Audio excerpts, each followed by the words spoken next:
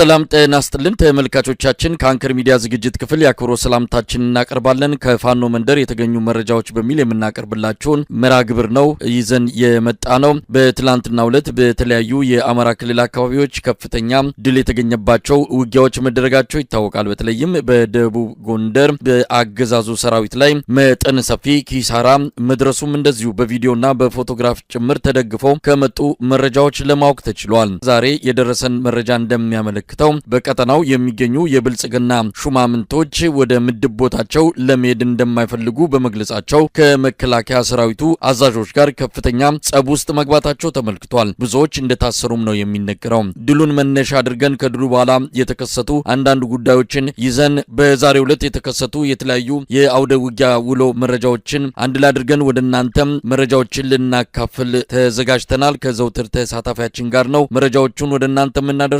አብራችሁ እንድትቆዩ ግብዣችን ነው። ወደ አንተ እመጣለሁ። እስቲ ስለ ትላንቱ ድሎች የተወሰኑ ሐሳቦችን እናንሳ። ትላንት እንዴት ነበረ? እንግዲህ ባለው መረጃ መሰረት ከ600 በላይ የአብይ አህመድ የጥምር ሰራዊት አባላት ናቸው የተደመሰሱት። 500 የሚደርሱ መማረካቸውም ተመልክተዋል። ከፍተኛ ቁጥር ያለው የጦር መሳሪያ በቁጥጥር ስር መዋሉ ነው የተገለጸው። ድሉ ከፍተኛ ነው። በአካባቢው የብልጽግና መዋቅር ሙሉ በሙሉ ፈርሷል። እስቲ ስለ ትላንቱ ድሎች ያሉትን በተወሰነ ደረጃ እንመልከታቸው። አመሰግናለሁ መሳይ። እንግዲህ በደቡብ ጎንደር ከየካቲት 1 እስከ 4 በተደረገው የዛሬ ወር አካባቢ ማለት የሚያስችል ደረጃ የፋኖ ኃይሎች ከዞኑ የሚገኙ 22 ወረዳዎች ውስጥ 17ቱን ወረዳ ሙሉ በሙሉ መቆጣጠራቸውንና አልፈውም ደብረታቦር ከተማ መቆጣጠራቸው ይታወቃል። የደብረታቦር ከተማ ላይ ፋኖ ከተማዋን ተቆጣጥሮ በዋለበት በ24 ሰዓት ውስጥ 22 ጊዜ የድሮን ጥቃት በከተማዋ ላይ በመጣሉ የፋኖ ኃይሎች በዙሪያው ከበው ከከተማው ህዝቡን ለማዳን ሲሉ ወጣው ነበረ። እንግዲህ የሸሹ የመሰለው ያገዛዙ ጦር ከትግራይ አካባቢ ተመልሶ ወደ ደብረታቦር በርካታ ሰራዊት በተለይ በዋናነት የአድማ ብተናና አጠቃላይ የክልሉ ሚኒሻ ማለት በሚያስችል ደረጃ ደብረታቦር ከተማ ስልጠና በመስጠት ወታደራዊ ስልቶችን በመንደፍ የተሻለ አቅም ያላቸው የተባሉትን ወታደራዊ ውጊያ ብቃት አላቸው የተባሉትን ክፍለ ጦሮች በደንብ አድርጎ አደራጅቶ ንፋስ መውጫ ከተማን መጣው ገብተው ነበረ።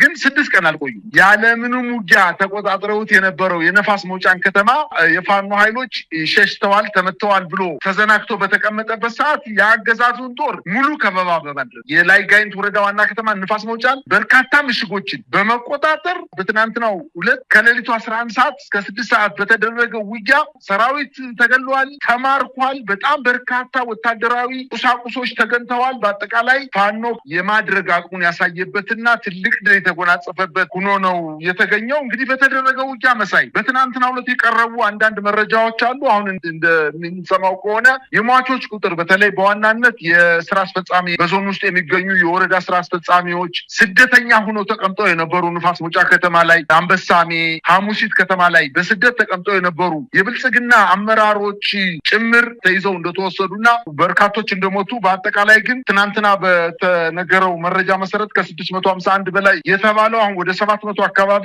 የጸጥታ ኃይልና የብልጽግና አመራሮች ሚኒሻ አድማ ብተና ከ700 በላይ እንደተገደለ በትናንትናው ዕለት 480 ተብሎ ተጠቅሶ የነበረው ምርኮኛ አሁን ወደ 600 እየተጠጋ እንደሆነ መረጃዎች ያመላክታሉ። በርካታ ድሽቃዎችን፣ ሞርተሮችን፣ የክላሽ 1104 የክላሽ መሳሪያዎችን መማረክ መቻላቸውንና ለሚኒሻው፣ ለአድማ ብተናው፣ ለብልጽግና አመራር፣ ለመከላከያ ሰራዊቱ ተተኳሾችን፣ ምግቦችን የጫኑ 15 ወታደራዊ ፓትሮሎችን የፋኖ ኃይሎች በእጃቸው ማስገባታቸውንና ወዲያውኑ ዘዋቸው እንደሄዱ እንዲሁም 29 ሌሎች ተሽከርካሪዎች ወታደራዊ ተሽከርካሪዎች ነው ከፓትሮል የተሻለ ትልልቅ አይሱዞች የመከላከያ መኪኖች በፋኖ ቁጥጥር ስር መግባታቸውን ከግማሽ ሚሊዮን በላይ የሚገመት ተተኳሽ በውጊያ ብቻ መማረክ መቻላቸውን 64 መገናኛ ሬዲዮዎችን መማረካቸውን ከ500 በላይ የእጅ ቦምቦችን መማረካቸውንና በአጠቃላይ በትናንትናው ዕለት በተደረገው ውጊያ የሚያስደንቅ ድል እንደተገኘና የብልጽግና አመራሮች ከ4 ቀንና ከ5 ቀን በፊት በከተማዋ ህብረተሰቡን በግድ ስብሰባ አዳራሽ ውስጥ አስገብተው ብልጽግና ይመረጣል፣ ጽንፈኞችንም ከቀጠናችን እናጸዳለን፣ የምርጫ ምልክታችን የስንዴ ነዶ ነው ብለው ህብረተሰቡን በግድ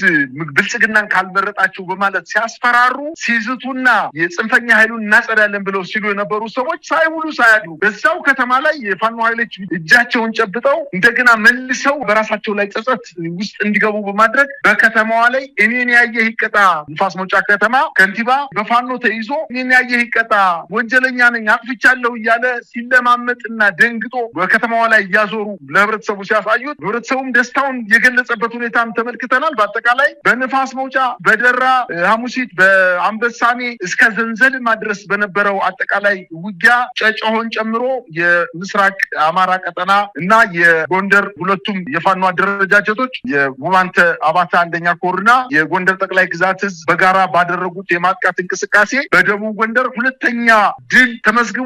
ያገዛዙ ጥምር ጦር በዛ ዞን ከፍተኛ ሽንፈት ነው የደረሰበት። ነገር ግን አሁን እንደገና ያንን አካባቢ መልሶ ለመቆጣጠር በአካባቢ ላይ ከባድ መሳሪያዎችን በመተኮስ ፋኖ ኃይሎችን ለመምታት ጥረት እያደረገ ነው። ነገር ግን የፋኖ ኃይሎች ስንቅ እና ምርኮ ይዘው በተለይ የብልጽግና አመራሮች በደራ ወረዳ የአንበሳሜ እና የሐሙሲት አመራሮችን የወረዳው ዋና አስተዳዳሪ እንዲሁም የሐሙሲት ከተማ ብልጽግና ጽሕፈት ቤት ኃላፊ የአንበሳሜ ከተማ አመራሮችን የሻለቃ አዛዦችን ጨምሮ ከ50 በላይ የጸጥታ ኃይሎችን በዛች ከተማ ብቻ በተደረገው ውጊያ ደምሰውታል። በስደት የነበሩ ባህር ዳር ከተማ ላይ ከዛሬ ወር በፊት የአካባቢው መቆጣጠሩን ተከትሎ ሸሽተው ባህር ዳር የነበሩ የደራ ሐሙሲት ወረዳ አመራሮች በመከላከያ ሰራዊት በግድ ወደ ወረዳችሁ ትሄዳላችሁ በማለት እምቢ ብለው መልቀቂያ ጠይቀው አንሄድም ቢሉም ነገር ግን መልቀቂያ በዚህ ጊዜ መጠየቅ አትችሉም ከምርጫ በኋላ ነው በማለት በመከላከያ እና በአድማ ብተና ኃይሎች ታጅበው ደራ ሐሙሲት አንበሳሜ ከተማ ከገቡ በኋላ 24 ሰዓት ሳይቆዩ የፋኖ ኃይሎች በፈጸሙት ጥቃት የአድማ ብተና አዛዦች፣ የሚኒሻ አዛዦች፣ የብልጽግና አመራሮች ከ50 በላይ የሚገመቱ በውጊያው መገደላቸውንና በርካቶችን ደግሞ ይዘዋቸው ወደ ዋና ቀጠናቸው መሄዳቸውን ነው መረጃዎች የሚያመላክቱት። መሳይ እንግዲህ ይሄ ድል ከተገኘ በኋላ በርካታ ነገሮችን እየሰማን እንገኛለን። በተለይ የመከላከያ ሰራዊቱ አዛዦች ከፖለቲካ አመራሮች ጋር ብዙ ግጭት ውስጥ እየገቡ ነው ያሉት። መተማመን የጠፋበት ሁኔታ ነው ያለው። እንግዲህ ተወስደው በፋኖች የሚገኙት በተለያየ መልኩ ከአካባቢው የተሰወሩትን የማፈላለግ ብሎም ወደ ምድብ ቦታቸው አንሄድም የሚሉትን ጭምር መከላከያ ሰራዊት እያደነ ወደ ቦታቸው እንዲመለሱ ካልሆነም እንደሚታሰሩ እያስፈራራ እንደሚገኝ ነው። እስቲ ምንድነው ያለው? እዛ ያለው ብልጽግና መዋቅር ፈርሷል። እንግዲህ መከላከያ በጉልበት ለማጽናት የሚሄደው ርቀት በራሱ መከላከያ ሰራዊቱን ኪሳራ ላይ እየጣለው እንዳለ ነው እያየን የምንገኘው። ምንድነው የሆነው ከዛ በኋላ?